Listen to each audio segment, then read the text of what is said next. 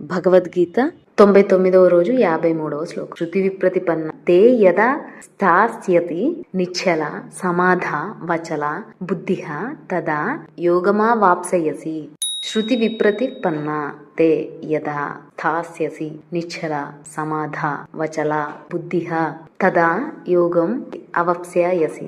శృతి విప్రతిపన్న నానా విధములైన మాటలను వినుట వలన తే నీ యొక్క బుద్ధి నిశ్చల చలనము లేనిదై అచల స్థిరముగా సమాధౌ సమాధి యందు యదా ఎప్పుడు స్థాస్యతి స్వస్థత నొందియుండునో తదా అప్పుడు యోగమును అవాప్స్యసి ఏర్పడును.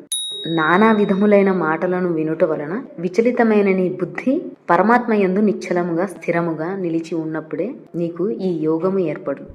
When your intellect, which is disturbed by hearing various kinds of words, become firmly and steadily fixed on the Supreme Being, then you will attain this state of yoga. నాకు లైఫ్లో దీన్ని ఎలా ఇంప్లిమెంట్ చేసుకోవాలనిపిస్తుంది అంటే, పరమాత్మ యందు నిశ్చలంగా స్థిరంగా ఉండాలన్నాడు కదా. నిశ్చలంగా అంటే క్లేమ్గా, అంటే ఆ హడావుడి కంగారు లేకుండా ఏదైనా నిర్ణయం తీసుకోవాలి. ఏదైనా పని, ఒక బిజినెస్ కానీ, ఒక వర్క్ కానీ, ఏదైనా ఒక అంశం పైన కానీ, రిలేషన్షిప్ సంబంధించి కానీ నిర్ణయాలు తీసుకునేటప్పుడు ఫోకస్గా ఉంటే, పూర్తి ఆ పని మీద తో ఉంటే నిశ్చలంగా ఉంటాం. అంటే ఏం చేయాలనేది క్లారిటీగా మైండ్ కి తెలుస్తుంది కాబట్టి నిశ్చలంగా క్లెయిమ్ గా ఉంటాం. అండ్ అలాగే స్థిరంగా ఉంటాం. అంటే మళ్ళీ 10 మంది వచ్చి 10 రకాలుగా చెప్తే మైండ్ డైవర్ట్ అవ్వకుండా స్థిరంగా ఉంటాం. ఆ చేసే పనిలోనే అది ఎంతవరకు సవ్యంగా, ఎంతవరకు కరెక్ట్ గా వెళ్తుందో చూసుకొని దానిలో మోడిఫికేషన్ చేస్తాం కానీ పనిని మార్చము. అండ్ అలాగే హరీబరీ ఉండి హడావుడిలో తప్పుడు నిర్ణయాలు తీసుకుంటాం. ఇందులో ఏం చెప్తున్నా అంటే, నానా విధములైన అంటే రకరకాల వాళ్ళ మాటలు విని విచలితమైన డైవర్ట్ అయిపోయిన నీ మైండ్